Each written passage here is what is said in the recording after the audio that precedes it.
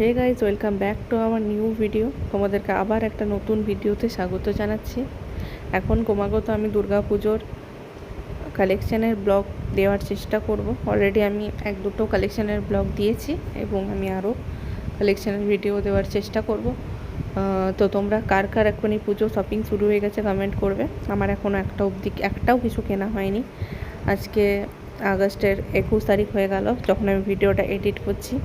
এখন অবধি এখনও একটাও শপিং আমার করা হয়নি। তো আমারও হয়নি, স্নিগ্ধারও হয়নি। তো তোমাদের কার কার এখনই শপিং শুরু হয়ে গেছে কমেন্ট করে জানাবে। অনেকে তো 15ই আগস্টে সেলের সময় শপিং সেরে রেখে দেয়, কিন্তু আমাদের গেছি অনেকবার তোমাদেরকে দেখানোর জন্যই বা এমনি আদার্স কিছু জিনিস কেনার জন্য, কিন্তু শপিং এখনও সেরকমভাবে শুরু করিনি। 15ই আগস্টের সময় তো অনেকেই এখন দেখছি শপিং করে রেখে দেয়, কারণ সেই সময় অনেক অফার চলে। কিন্তু আমাদের এবারে দুর্ভাগ্যবশত কিছু কেনা হয়নি। এই যে এই প্যান্টগুলো দেখো, buy one get one free চলছিল। আর যদি তুমি একটা প্যান্ট নাও তাহলে 30% অফ এরকম কিছু চলছিল, মানে 50%-এর জায়গায় 30% পাবে। ভি-মার্টের ডেলি ইউজের জন্য জামা কাপড়গুলো আমার খুবই ভালো লাগে। আর এখানকার কালেকশানগুলো প্লাস কোয়ালিটি খুবই সুন্দর। এমনকি আমি যে জামাটা পরে গেছিলাম সেটাও আমি ভি-মার্ট থেকেই কিনেছিলাম। তো ভি-মার্টে তোমরা দেখতেই পারো ডেলি ওয়ারের বা পার্টি ওয়ারেরও ড্রেসগুলো বেশ সুন্দর ছিল। তো এখানে এই প্যান্টগুলো দেখছিলাম, কারণ এখানে সুদীপ্ত দেখছিল, ও নেবে বলে ও নিয়েছিল দুটো এখান থেকে। আর আমি সেদিন একটু গ্রসারি কিছু নিয়ে এসেছিলাম, এমনি জামা কাপড় অত কিছু কেনা হয়নি। তো এখানে খুব ভালো ভালো অফারও চলে। তো এখানে জামার কালেকশানগুলো মানে এত কোয়ালিটিটা খুব ভালো না, মানে কোয়ালিটিটার জন্য খুবই ভালো। আর আমরা যে সময় গেছিলাম তখন তো ভিড় ছিল না, একদমই ফাঁকা ছিল। আর টি শার্টগুলো খুবই ভালো ছিল, দামগুলোও কম ছিল। 149, 129, তারপরে 129, 149, 199, ঠিক আছে, এই রকমের মধ্যেই ছিল। আর এই জামা দেখো, এই চুড়িদারগুলোও ছিল বাই ওয়ান গেট ওয়ান। টি শার্টগুলো খুবই মানে আরামদায়ক ছিল। আর টি শার্ট ধরো সব দোকানেই থাকে, কিন্তু এখানে কোয়ালিটিটা ভালো ছিল। আর এই টি শার্টগুলো সবগুলো ছিল হচ্ছে 149 করে।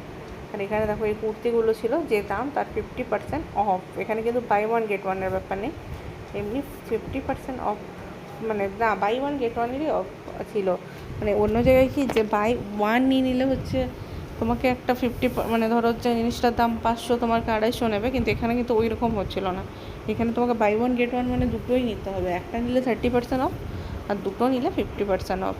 কিন্তু মানে একটাতে যে 50% অফ দেবে এই জিনিসটা কিন্তু এখানে এই সিস্টেমে ছিল না। চুড়িদারগুলো খুবই ভালো লাগছিলো। আর এখানে সব কিছু সাইজই অ্যাভেলেবেল ছিল, এক্সেল অবধি। ডবল এক্সেলটা খুব রেয়ার, এক্সেল সাইজটাই অনেক বড় ছিল। আর এখানে দেখতেই পাচ্ছ টপগুলো খুব সুন্দর ছিল। তো এই যে আমি যে জামাটা পরে গেছিলাম ওখানে, এই জামাটা ভি-মার্ট থেকে আমি কিনেছিলাম। এই জামাটা এখনও ওখানে আছে।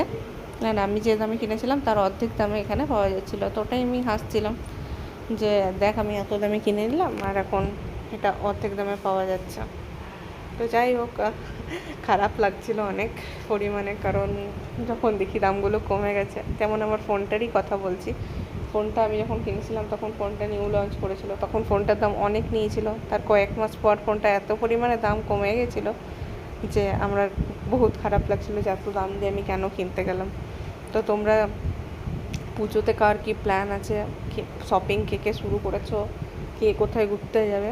সবাই তো নিশ্চয়ই প্ল্যান করে নিয়েছো, কারণ আমাদের দুর্গাপুজো, আমাদের মতো বাঙালিদের কাছে দুর্গাপুজোর অপেক্ষা শুরু হয় যেদিন দুর্গাপুজো শেষ হয় তার পরের দিন থেকে, যে এইবারে এখানে ঘুরলাম তো পরের বার এখানে চলে যাব, পরের বার এটা করব। আর দশমীর দিন তো সব থেকে একটা খারাপ লাগার মতো দিন। এখন যদিও একাদশী দ্বাদশী এই দিনগুলোতে তো সবাই ঘুরতে যাচ্ছে সব প্যান্ডেলগুলোতেই, কিন্তু তবুও দশমীর দিন। আর এখন তো আমাদের আসানসোলে তো অনেক দেরি করেই বিসর্জনটা হয়, সব কিছু ঠাকুর নিয়ে যে একসাথে বেরোয়। কিন্তু দশমীর দিনের আখড়াটা তো হয়ই, যেমন বাড়ি ময়দানের পুজো বা কিছু, এগুলো তো দশমীর দিনেই বিসর্জন হয় ঠাকুর এখনও অবধি। তো যাই হোক, দশমী হয়ে যাওয়া মানেই একাদশী থেকে ঠাকুর দেখার ভিড় থাকে ঠিকই, কিন্তু অতটা ইন্টারেস্ট লাগে না। দশমীতেই শেষ পুজো, আবার সেই 1 বছরের অপেক্ষা। তো মানে পুজো এসে গেলেই শেষ হয়ে গেল, এরকম একটা ব্যাপার।